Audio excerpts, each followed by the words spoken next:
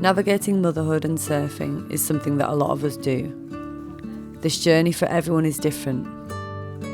There's no right or wrong way, but there's a common thread that links us all together. Feelings of guilt, frustration and a loss of ourselves is finely balanced with our love for our children and a desire to be the best that we can. Ultimately, we all know that surfing is good for us, but it's not always that simple. This reality of being a female surfer is often glossed over, untouched, left unexplored. But amongst mothers who surf, there is an incredible amount of strength, a depth of character and a resilience, working at keeping that connection to the ocean. Every one of us setting an example and showing our children who we are.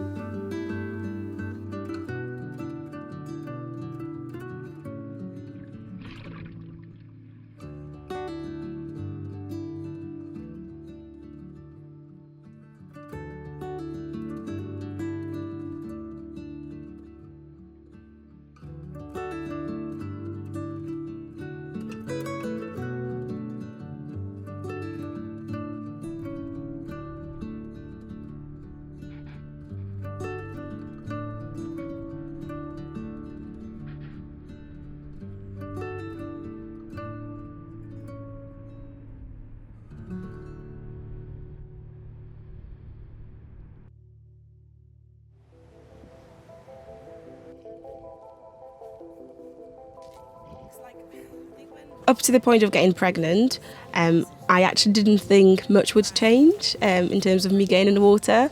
Managed to surf through work, doing night shifts, doing exams, the depths of the northeast winter. I was always there with my hood on, my gloves. I didn't really think much would change. Yeah, I was early pregnant when we went to Thurso, and I had this dream of surfing sort of Thurso and reefs. And I, did it. The baby was tiny and completely fine. So kind of like that holiday of just going through the north of Scotland, I thought, well, nothing's going to change. But then, as the bumps sort of started to grow and you sort of realise you're uncomfortable or you become a bit more aware of, it might be dangerous, for you, other people, etc. Then I stopped. I still thought as soon as I've given birth, I'll go back in. I suppose I didn't really think, there could be different types of births. I might not have a straightforward birth, which I didn't. I couldn't actually get back in sort of straight away. And then just extra, added layers of childcare, of just being tired and still having life. So I think there were different barriers at probably different stages. So I think initially my barrier definitely was my sort of birth recovery. I had an emergency cesarean, so I couldn't physically get back in the water. I could barely walk. And that wasn't in my plan. My plan was to just have a sort of straightforward birth and just jump back in the water. So that didn't happen. I think this summer, when the wetsuit fits him, we're going to go together and go for a surf.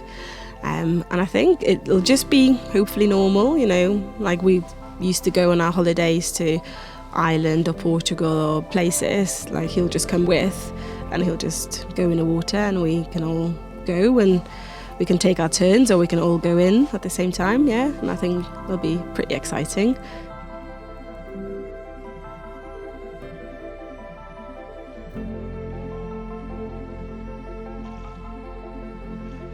If a friend of mine had said, look, I've got a busy life and I'm struggling with work, etc., I would say actually just look after yourself, and that probably would mean go out for a run, do whatever you enjoy, surf. And I would say this is what you need to prioritise. We say we prioritise our sleep, we should prioritise our exercise. But I think once you become a mother, you do think, well, I need to be with my baby, or, the house is a bit of a mess. So I think I've definitely not prioritised it enough. And we've already said, I need to just give myself the time, because actually it'll make me better, just in my head, at work, at home, definitely. That was something else.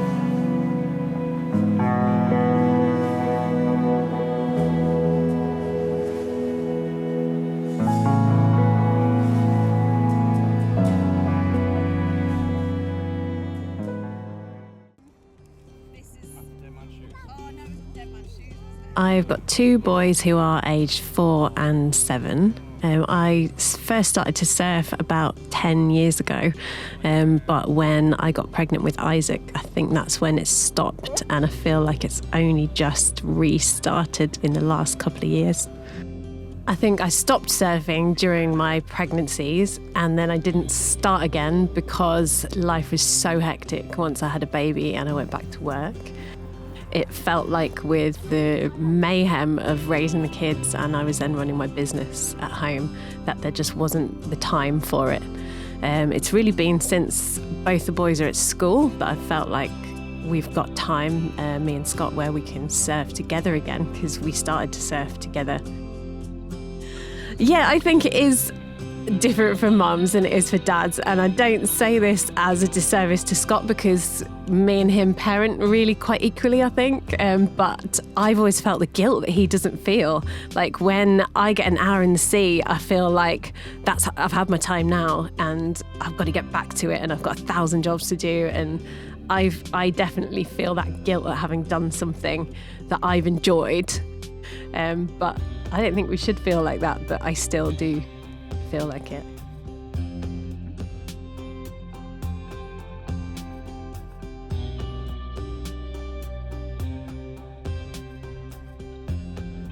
I don't think there's a conflict between being a mum and taking time for yourself. And I would tell anybody else that, but that's not the story that goes around in my brain sometimes. I truly believe that it's the best thing to make you a happier parent and to do the things you love and to take time out from it, because otherwise it can drive you a little bit mad. But I still feel that guilt, and I wish I could stop it because I would tell anybody else not to feel it. I just want my boys to never think that any activity is just for boys or just for girls, and I think that is what they see when they see me and Scott surfing. They've never thought that, like, my dad surfs but my mum doesn't. I wanted that when I was a firefighter, and I'm kind of sad that my youngest boy will never get to see that because, ironically, I left that job for childcare reasons.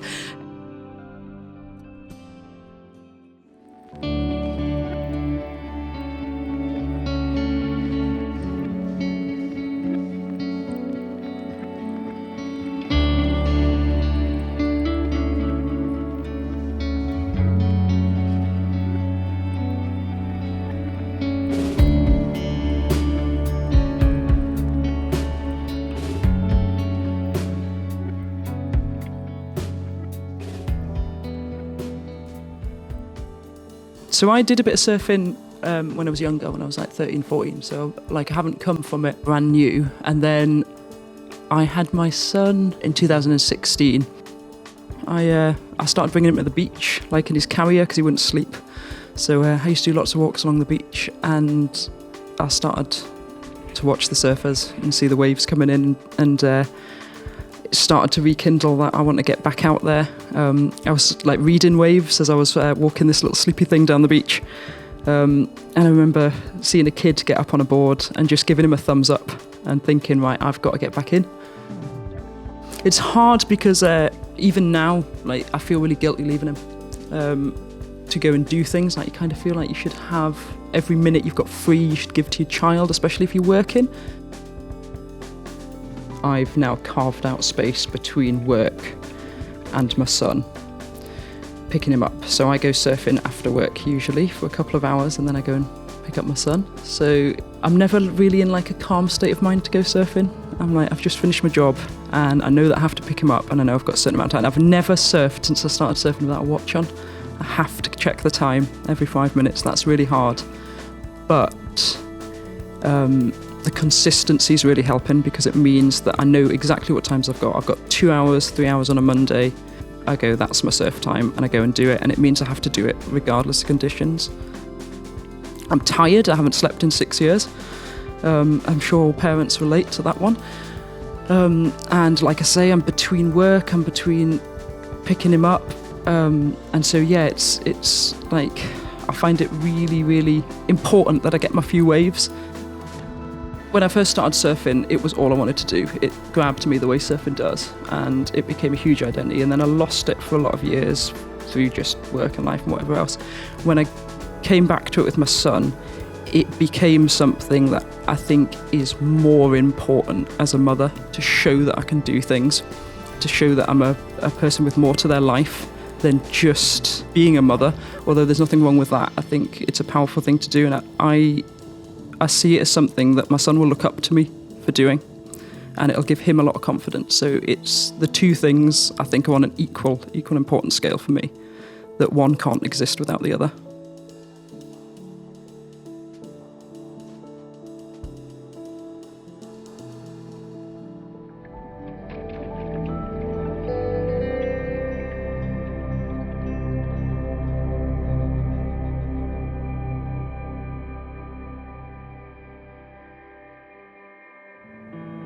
Four months ago, had Oren, who's my first little baby.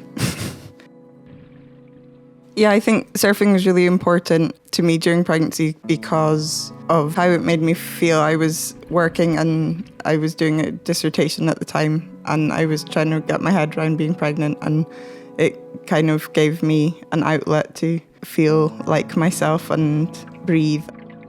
Just changing my relationship with my body and how like it was growing a human, but I was still able to do like this quite physical thing, and felt like it was a bonding time with my baby because I was like protecting him in a way, but also like doing something for myself.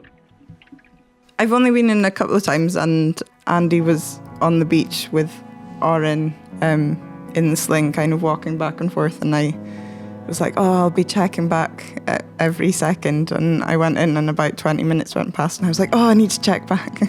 And I quite enjoyed that because it was like the first time that had kind of happened.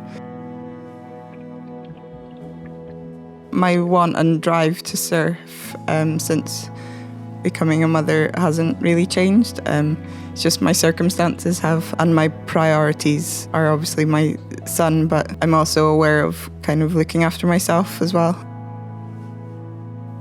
Whilst the first time that I went in, I physically felt really different after birth. Just my shoulders were really sore after carrying him all the time, and like I didn't have the paddle strength at all.